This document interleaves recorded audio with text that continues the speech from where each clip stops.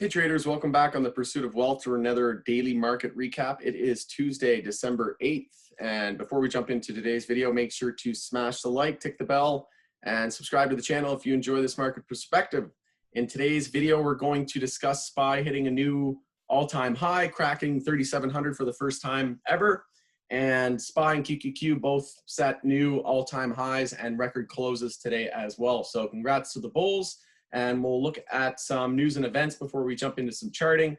So some notable news that I saw today: stimulus checks liability are among the sticking points in the last minute, the relief deal that they're currently discussing. Congress is trying to come to a relief and government funding agreement for the end of this year. Stimulus checks, liability protections, and state and local aid are some of the biggest sticking points remaining in their discussions. If Congress does not pass a new relief bill, there's going to be 12 million people who could lose benefits, as we know, after the day after Christmas. We also saw that the FDA says Pfizer's cure data did not raise any safety concerns. They also said that it does provide some protection after first dose and meets the success criteria. All eyes on the UK as well for Western world's first cure shots that are being distributed. So we'll see if there's any adverse reactions or any negative, or if we continue this raging euphoric bull move that we're on.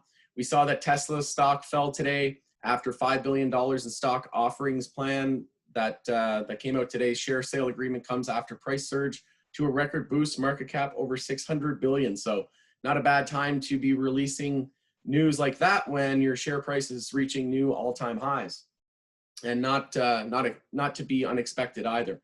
So Tesla progress on German factory, I found this pretty funny, slowed because of sleeping snakes. Tesla is building its first European factory in Brandenburg, Germany, but a court ordered Elon Musk's electric car company to stop clearing a pine forest there after environmentalists said their activity could harm hibernating snakes and lizards.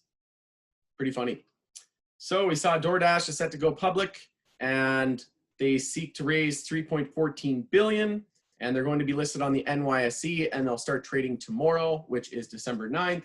And it'll be listed around $90 to $95 a share, previously targeted around $75 to $80 a share. The company reported 1.9 billion in revenue and a loss of 149 million in the 9 months ending September 30th.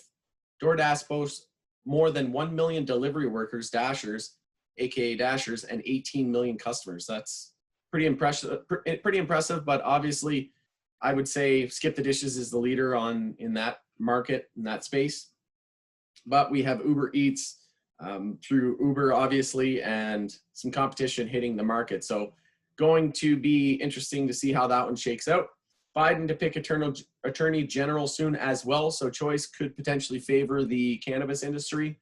Again, we'll continue to monitor and check back on that, and could provide a short-term catalyst and some positive momentum for cannabis stocks again into the end of the week or potentially next week. And we'll see if when the vote gets to the Senate, if there's any leeway there, if they shut it down on first sight. So we'll see. We'll continue to monitor back in, but we'll take a look at some charting here. So just taking a look at crypto, because it was selling off there into the end of the day.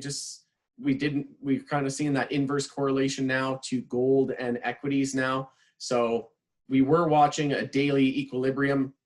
So we had the low here, the high, higher low, lower high, higher low, lower high, higher low, trying to form a base of support here off EMA 12 on the daily. So EMA 12 is going to be the most important level for me short term.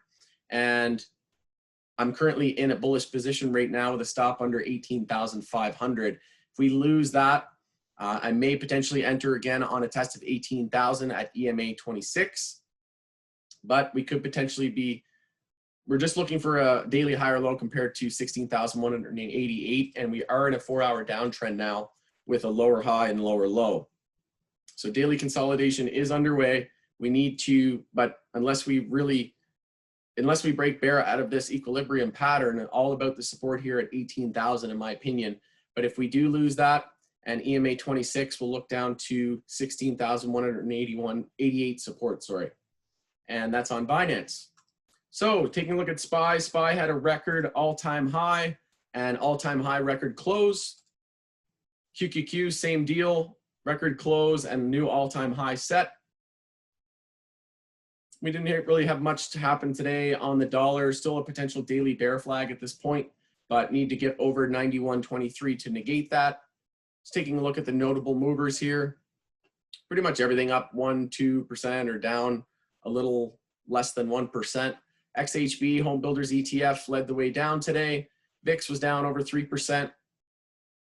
So the real estate sector was hit pretty hard today. We saw TAN, the solar sector ETF, led the broader market higher. XBI, so the biotech sector, was next, just under 2% gain. XLE, the energy sector, IWM. And we saw gold still catching a bid here as well. But just keep in mind that we are in daily uptrends.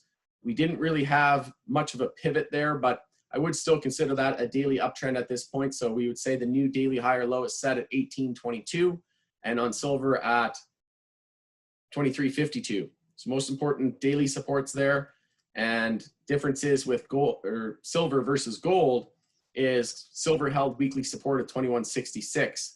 Gold lost weekly support at 18.48, bounced off the monthly uptrend line, broke out of the descending triangle on the weekly bearish, and we're just going to be expecting weekly lower highs. We also have EMA 12 here at 18.74. We're currently at 18.70. So if we do find resistance there, this could potentially be a weekly bear flag.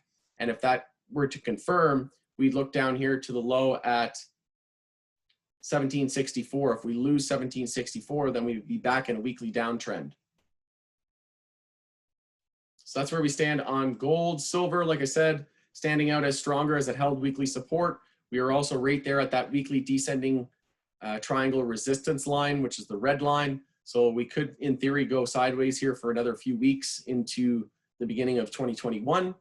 But we are right there at that resistance. So at the bare minimum, I'd like to see weekly trend changes back to the bulls daily. We're in a daily uptrend. So now we'll look to confirm a weekly uptrend. We'll see how big of a bounce we can get, look to deny those bear flags, and go from there. So jumping over to some individual charts. So Apple up over 0.5% today. Amazon, same deal. Taking a look at the notable losers, Riot was down over 7% today. Not a surprise with crypto pulling back. We had JMIA up over 6%, INSG catching a bid up over 5%, BlackBerry up over 3%, NEO up over 3%. So those are some notable movers. Let's just take a look at Tesla. So closed over, still over 1%, closed near 650. So you can see here, to begin the day, it was obviously hit hard, and then bulls just completely bought the dip and never looked back. Ended with a 5-minute uptrend as well. So no red flags here on the daily. We haven't consolidated on the daily though. So if we do break the high of today, 651, we'll look to daily continuation, and we'll look to the support at 618.50. But all about the hourly uptrend. As long as we maintain an hourly uptrend, bulls are in full control. And see here, we have a new hourly higher low established at 618.08. Sorry, 618.88. Resistance at 648.72. And we are up at 652 here after hours. So bulls still in full control of the Tesla chart. Now jumping over to a trade review. So Sundial, for the bulls who traded SNDL today, you know what I'm talking about. We had a huge hourly oversold bounce. So we knew a lot of people in the group were asking me about Sundial, obviously when it had already run to 300%. And I said, you know, stay away from this. It's approaching daily overbought. We haven't had a daily high or low. We lost the uptrend line here as well. So we knew to be looking for daily consolidation. We also had a couple of inside bars that had a little bit of a fake out there, and then ultimately broke down and started daily consolidation. Yesterday when we closed, I knew to be looking for a favorable setup today for potential hourly oversold. We were getting close to EMA 26 there as well. So if you wanted to enter looking for hourly oversold coming off a big, huge move on the daily, when you're looking for a daily high or low, generally hourly oversold is a good entry point. And we also had EMA 26 there as well. So we had EMA 26 at 42 cents. The low of the day today was 46 cents. So if you entered at 46, set your stop under 30 or set it at 39 or under 40, or even just under the low of the day, you would have been rewarded heavily. As we look, I'll bring up the hourly chart here first, actually. So you can see to begin the day, when we had that lower open today and more daily consolidation, and as we approach EMA 26 in the daily, we opened the day hourly oversold. So if you entered this morning at the open, so we'll just take a look here. If you entered at the open, set your stop under 46 cents, and that's when we had the hourly oversold bounce take place. So you could have easily made 25+% in about 35 minutes. Not even, about 25 minutes. So 20%, huge move. Congrats to the bulls. Absolutely monstrous move. And again, it couldn't have been any more perfect. It played out absolutely picture perfect. We didn't break the high of yesterday though, which was at 61.48. We got a high of 59.70. So 59.7 cents. So that was a red flag. And again, why you want to start taking profits is because when something bounces 20% on an hourly oversold bounce without changing the hourly trend, so we had the low, high, just looking for an hourly high or low. So you could have entered on that resistance there and based on the high of yesterday, and then just rebought it if we broke back above yesterday's high. If we did, or re-enter on an hourly high or low and re-enter cheaper, and then maybe enter with the profits or a portion of what you did in the initial trade, and then set your stop again below that low of the day, looking for that hourly high or low into an hourly trend change, which would give us confidence that the daily high or low is set.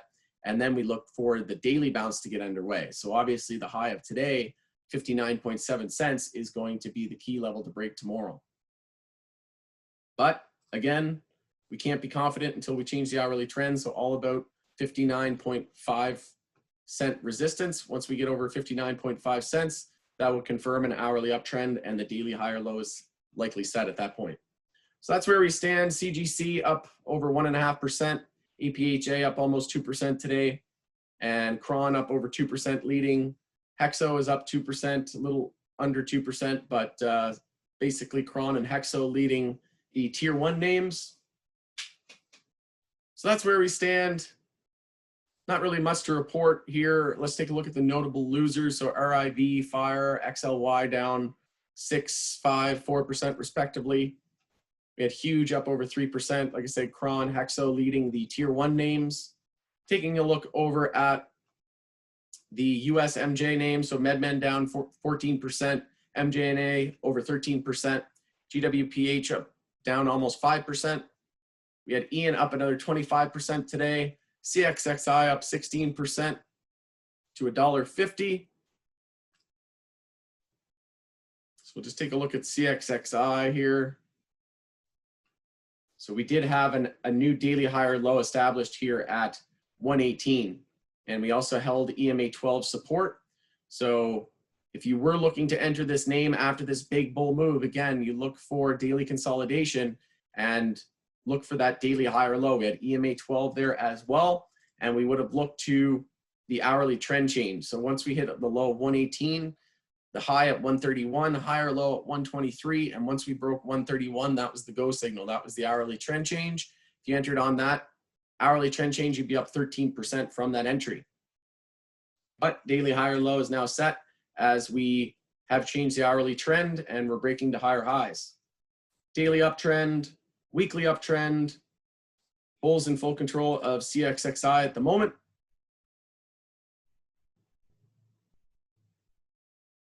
We did have a monthly higher low and higher high monthly uptrend on CXXI as well. So a lot of names in monthly uptrends, weekly uptrends, daily uptrends, a lot of Canadian names. So we saw US getting a lot of the attention today. And it was the smaller cap names, obviously, getting the brunt of those moves. So that's where we stand on US and Canadian MJ. Again, we'll continue to monitor any stimulus updates. We also have jobless claims coming out on Thursday after the huge miss last week. We'll continue to see if that downtrend is continuing or if things are starting to improve. So with that, thanks again for joining us on The Pursuit of Wealth for another daily market recap, and we'll see you tomorrow after market close.